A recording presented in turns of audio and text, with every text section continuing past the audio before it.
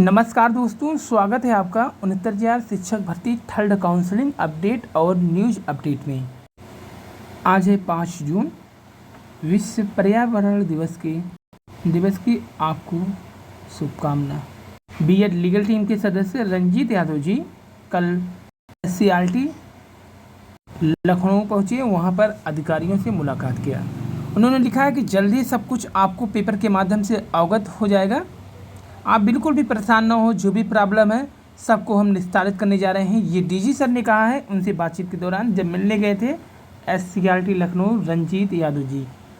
बहुत जल्द आपका लिस्ट आपके सामने होगा, ये भी कहा।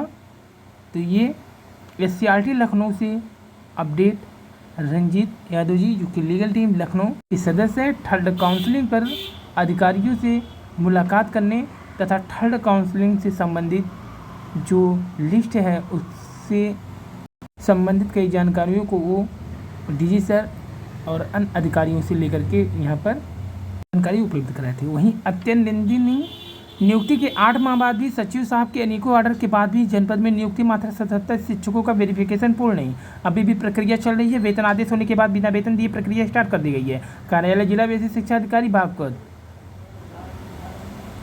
फर्जी शिक्षकों की सूचना भेजने में 2.5 दर्जन जिला के BSA फीसदी रोका जाएगा अब इनका वेतन। तो फर्जी शिक्षकों को बर्खास्त करने में बेसिक शिक्षा अधिकारी दिलचस्पी नहीं ले रहे हैं। लगभग 2.5 दर्जन जिला के BSA से जवाब तलब करते हुए कहा गया है यदि उन्होंने 1 हफ्ते के अंदर बर्खास्तगी व FIR का विवरण नहीं भेजा तो जून का वेतन रोक दिया जाएगा। महानिदेशक स्कूल शिक्षा विजय किरण आनंद ने BSA के इस रवैये पर नाराजगी जताई।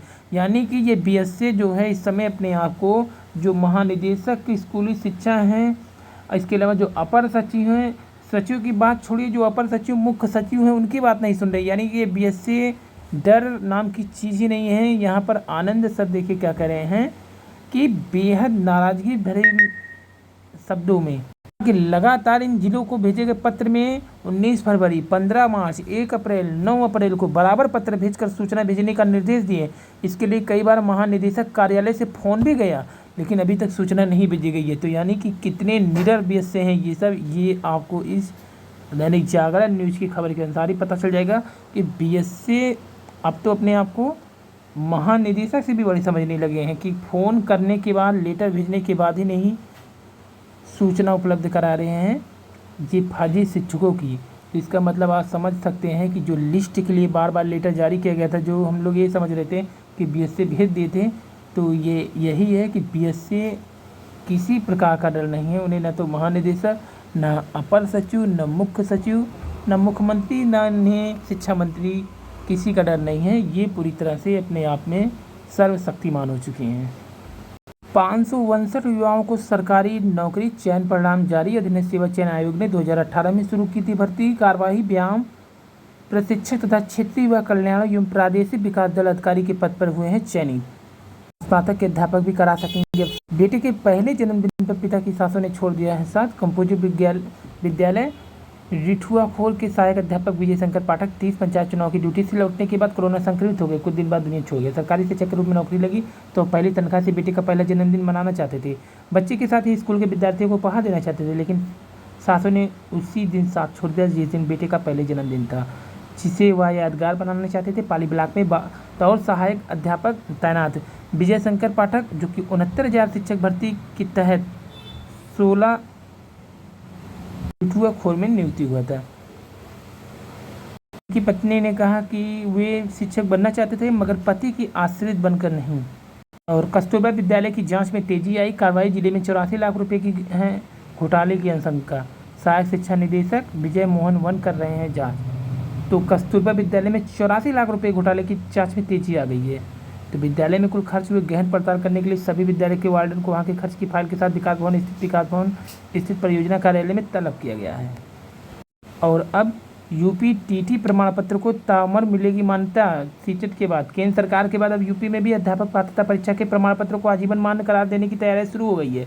अभी तक यूपी में TT प्रमाण पत्र 5 वर्ष के लिए मान्य है। प्राइमरी व जूनियर स्कूली यानी कक्षा 1 से 8 तक के पढ़ाने के लिए TT अनिवार्य होता है। बेसिक शिक्षा राज्य मंत्री स्वतंत्र प्रभार डॉक्टर सतीश द्विवेदी ने कहा है कि केंद्र सरकार ने छात्रों के हित में फैसला लिया, हम भी इस दिशा में कदम उठाएंगे। उन्होंने कहा कि इस पात्रता परीक्षा के बाद हम शिक्षक भर्ती की लिखित परीक्षा लेते हैं। शिक्षा का अधिकार कानून के तहत TT की शुरुआत 2011 से हुई है।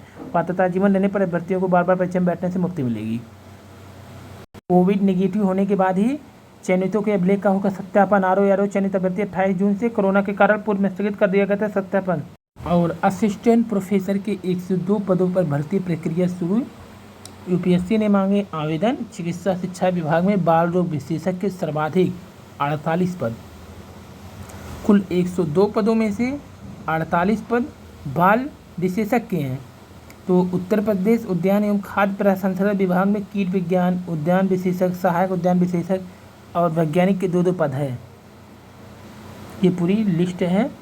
असिस्टेंट प्रोफेसर तो टीटी की जब आजीवन मान्य हो जाएगी तो इससे क्या होगा कि परीक्षा में भीड़ कम हो जाएगी, क्योंकि अभी तक जब भी फॉर्म भराता है तो 15 से 16 लाख तक बच्चे बैठते हैं। यहाँ पे देखिए 2019 में 15 लाख अभ्यर्थी शामिल हुए थे। इसमें प्राथमिक में 9, जबकि जूनियर में 2,94,000।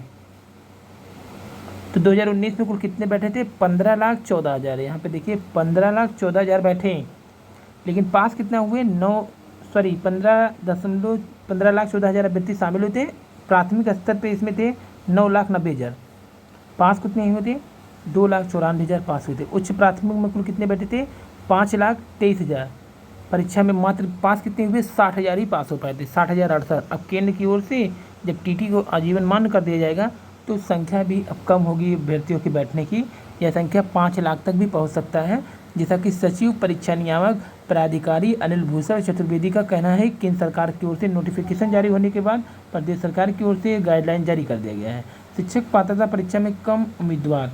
तो सीबीएसई हर साल 2 बार सीटेट कराता है, जबकि उत्तर प्रदेश सरकार सिर्फ 1 बार कराता है। तो राज्यों का शिक्षक पात्रता का सत्र नियमित नहीं है। केंद्र एवं राज्यों की ओर से होने वाली शिक्षक पात्रता 15 लाख से अधिक अभ्यर्थी शामिल होते हैं। अब टीटी को आजीवन मान्य करने से यह संख्या 5 लाख रहेगा। पर्यावरण संरक्षण में ही है महामारी का इलाज। उम्मीद यही है कि बच्चों को इसी माह मिलेगा वैक्सीन। 5G की याचिका रद्द। जूही चावला पर 20 लाख का जुर्माना। कोर्ट ने कहा प्रचार पाने के मकसद से अर्जी दाखिल। और स्टाफ सिलेक्शन कमीशन क्वालिफाइड कुल 5,871, नॉट क्वालिफाइड 9,751। और यहाँ पे देखिए पेड पेस्ट ये 83, एब्सेंट कुल एब्सेंट यहाँ पे संख्या 30,218, टोटल यहाँ पे 45,923।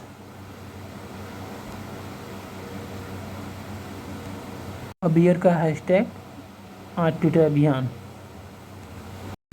वहीं एमआरसी पर आपके संजय सिंह ने लिखा है कि आरक्षण में गड़बड़ी कर शिक्षकों की नियुक्ति अटका रही है सरकार। संजय सिंह कार्यालय पर इन्होंने पत्रकारों से बातचीत में कहा कोरोना काल में कुल जहां लोग बेरोजगारी से परेशान हैं, सरकार नौकरी मिल चुकी है, उनकी नियुक्ति का आदेश नहीं जारी कर दी। उन्होंने कहा कोरोना संक्रमण की तीसरी लहर आने की आशंका आम जनता में के बीच में भयभीत है, जिससे निपटने के लिए सरकार भी तैयारी के बजाय आपसी खींचतानी में उलझी है। अब तक 4 लाख लोगों को नौकरी देने के दावे फर्जी करार दिया है।